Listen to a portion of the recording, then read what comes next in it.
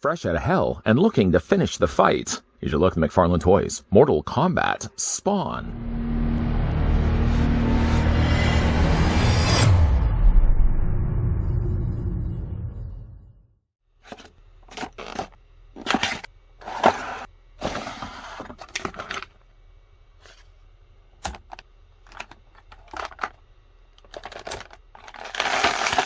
The legendary Spawn now finds himself stuck in the Mortal Kombat universe by a mysterious circumstance. Standing in 7-inch scale, Spawn is armed with his trusty axe and is featured in his default skin as seen in Mortal Kombat 11, and is designed with ultra articulation with up to 22 moving parts for a full range of posing.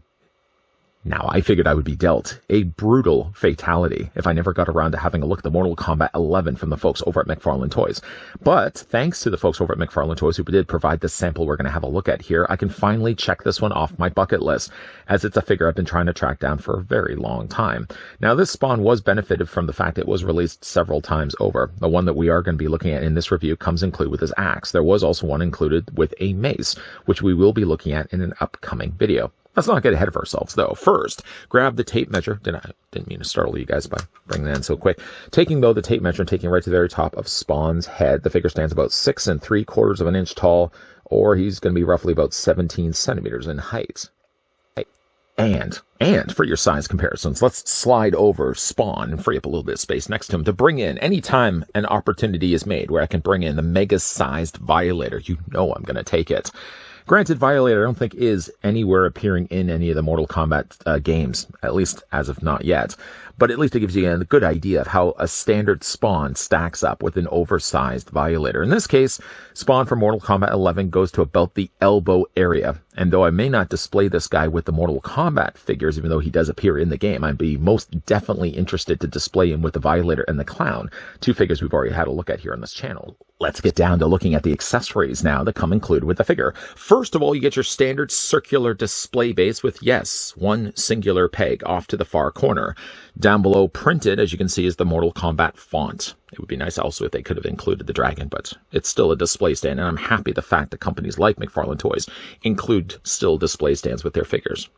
Of course, this does fit under the underside of Spawn's feet. You have two different options available, though you only have one peg, so choose wisely. The figure actually does stand fine, really, on his own. It actually benefits, I think, the fact that the figure does have the cape. You would think it would make the figure a little more back-heavy, but in actual fact, it seems to make him a little bit more balanced. Fancy that. And take the display stand, move it to the side. Of course, the figure does also come included with an axe. Ooh! Just kidding, it doesn't really cut you. So one of these days, again, boy who cried wolf, one of these days I'm going to run my finger across some super sharp accessory. I'm going to be drawing blood and bleeding all over the place. Let's hope that time never really comes. I do like the look of the axe. Now, this Spawn also got repackaged along with a mace. Also, a tease to a future video we will be looking at in an upcoming video. I kind of like the idea of displaying him with the axe, though, even though I don't have yet the chance to look at the mace, at least in hand, in front of you guys. I do like the idea of Spawn carrying around an axe. It just seems right to me. One thing I do think they've done right here, too, is the way they've forged this axe. Though it's done only in the material of plastic, it certainly does have sort of a hand-forged metal look to it. Nicely done here in a gunmetal gray. The interior section is done more in a coarser black, and then you've got more of the trademark Spawn skull in the inside there on both the sides, glowing nicely.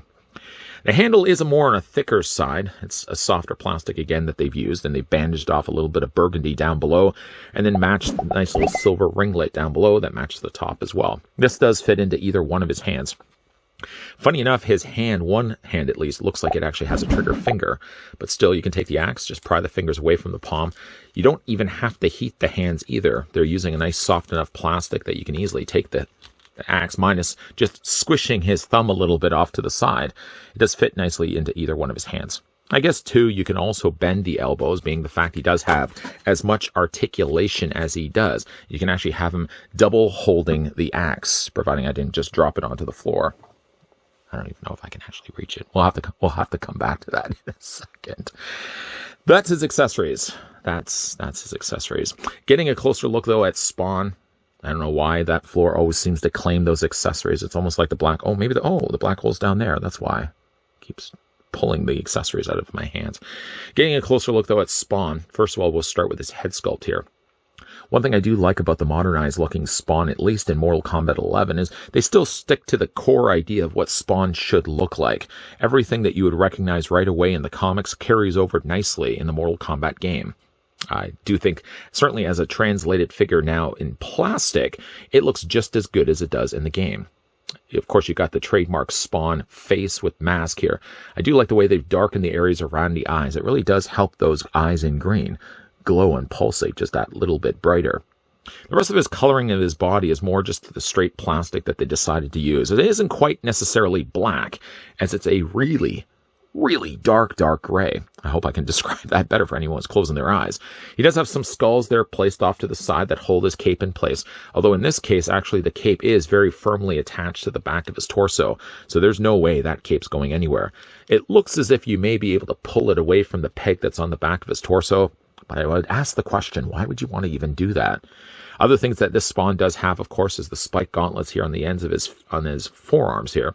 They're not super sharp, although you notice it right away when you put your finger against it. You can see it leaves the marks behind in my skin. Got a little band here also there on his arm, matching all the same colors, although the color that they used here for the band on his armband isn't quite the same color for the more darker color that they decided to go with here on the arm guard. It seems also that there's some cases where there's slightly more of a brighter color of that burgundy and a little more duller as we get a little bit closer down to the hands. I do like the way they've also put the skull there in his belt buckle. In this case, actually, I'm just going to move his arms out of the way just so that they stay out of the way. They've actually used a rubbery chain. Early days of getting Spawn figures, they would have actually linked the chain by loops together, and this would have been an actual free moving chain. I do like that they've actually gone the route of using rubber instead. I mean, loose chains are fine, and everybody does enjoy having a real working chain, but it has to be a time and a place, and I don't think a time down here would be a good place to have a loose chain. This is actually good, and it certainly won't get in the way of things when we talk about the articulation here on the figure. As notably, there's always those pocketed belts. Spawn has it here on his thigh, and again, you've got some nice spikes down below here on the bottoms of his boots. Not quite symmetrical for obvious reasons. You can see he's got the bigger, bulkier boot on the one side, and more of the smaller bands, little spiked bands, around on the other side of his ankles. Let's spin the figure around here. Of course, we've already talked, well, we talked about the fact that the cape attaches to the torso. We didn't really even talk about the fact that the cape does look as good as it does. Sort of has like a weathered, aged look to it, torn and tattered. I like the way they've also layered it too. Even though it's really one molded piece of plastic, it's not going anywhere. It kind of looks a bit consistency-wise to like a fruit roll-up. That's the kind of softer rubbering that they're using. But I like the way they've layered it without actually having to put a layer on top of layer on top of layer. They've done the effect just as nice by having all it sculpted together, where you can still see. Maybe they could have gone and darkened the areas just underneath each of the flaps, so it actually would have the pieces look like they're separate from one another. But they have added a little bit of darker color to the credit of the cape. And of course, you've got the high colors there on Spawn as well. Nice soft plastic there too. For the articulation here on Spawn, the head rotates all the way around via that ball peg that's actually on the inside of his neck. It allows the head to rotate not only all the way around, but to have it look down, have it to look up, and also have it to look back and forth. That's such a great looking head sculpt. Arms do come out beyond the point, I would say, at a 90-degree angle bend. You can take those arms and as well rotate them all the way around. And the figure also does have those socketed joints, not really giving you any additional granted articulation, but what it does give you, though, instead, is it conceals the joint generally inside. The figure does have a bicep swivel. That's the case, actually, on both the sides. The figure does have a double hinge on the elbow, although this side's a little harder to bend, I've noticed, just because he's got the bigger, well, I guess technically both of them are big and bulky forearms anyways.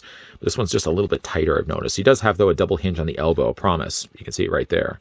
Figure does have also a swivel in the hands. Those rotate all the way around, even though this one's going to be a little harder just because he's got the big, longer spike gauntlet on this side. Figure has an upper torso ball joint. And would you believe if I was to tell you, come here for a second, the figure also has, figure also has lower abdomen articulation as well. Yeah, just between you and me. Don't tell anybody else. Double ball joints right at the top, right at the bottom. Figure does have a split on the legs, and it seems as well that they've also used the ratcheted joints also for the legs. That keeps the legs nice and tight. They're not going to get loose over time. Figure does have the leg that have, of course, they can move forward and back this way as well. There's just a mild swivel at the top of the thigh. Figure does have also a double hinge on the knee. Ow! Ooh! Ow! Figure has a double hinge on the knee, although it's a little harder at times to grab that, simply just because you've got always pricking yourself against these spikes. And the figure also does have articulation in the ankle, forward, back, and also back and forth this way, with some decent toe articulation as well. Short of the fact I have to now look onto the floor and figure out where that axe went to. I think the black hole's got it right now. He's playing with the axe. Short of that, it's a nice looking spawn. And again, it doesn't have to necessarily be one that pairs along with the Mortal Kombat. Even though it really was released under the Mortal Kombat banner, why not bring this guy back in? Easily, I would have him displayed along with Violator in mid-battle. Violator's so big, in fact, his whole top of his head's being cut off by the top of the camera. But yeah, I really like, a little delayed, yes, by having a look at this figure. I know by now this figure's been around or circulated for a while and then sold out. A lot of the online sites, I think, mostly have him sold out right now. So he's going to be a little harder to come by. But there has been, of course, several different color variations of this spawn. They've gotten a lot of mileage out of that mold, and that's not a bad thing at all. Like the different various skins that he has in the game, Spawn does get released also figure form in many different color schemes, some of which we will also be looking at some upcoming videos. If you want to get the bare basics Spawn, I think from my knowledge at least, there's one with the mace there, and then there's the one with the axe that I just now dropped on the floor. If you want the original looking Spawn, this one might be a little harder to come by, but he's well worth it if you can find one. For the collectors out there that are certainly seeking out this mold of Spawn, at least there's a couple of different options to choose from. If you're not too choosy, it doesn't have to be the traditional colors of Spawn, then there's many different color variations of this guy, matching the skins that he has in the game. Those seem to be the ones that are the easiest to come by, some of which we will be looking at in upcoming reviews. If you are, though, the purist and want to get Spawn in the way he looks in the comic, like the one we looked at in this review, these are the ones that are going to be a little more harder to come by and a little bit more expensive. I tried to track one down online, no such luck. I tried to track one down at my local comic book stores, also no such luck. They had the color variations, and they had actually the retooled bodies that had the different head sculpts, those which we will be also looking at in upcoming reviews, but none of the classic looking Spawns. I should have grabbed one sooner, but again, thanks to the folks over at McFarlane Toys, we did get finally the chance to have a look at Spawn with his axe. Now, we will, like I said, be looking at also the color variations. Those will be coming up in upcoming reviews, and we also will be looking at the Spawn that comes included with his mace, which I think is pretty much the same figure, other than different arsenal that was attached along with him. Have you had the chance to pick up this Spawn? Let me know down below in the comment section what you guys think of him. And once again, a big thank you to the folks over at McFarlane Toys that did provide this sample of Spawn that we could finally have a look at here on this channel. If you enjoyed the video, why not hit it with a like? If you're loving the content you're seeing and certainly want to stick around for more, then hit the subscribe button down below and turn on the bell notification. And I've already alluded the fact that we are going to be looking at many, many more Spawns in upcoming videos. So make sure you're keeping your devilish peepers peeled to this channel. As always, guys, thanks for watching. See you guys next time.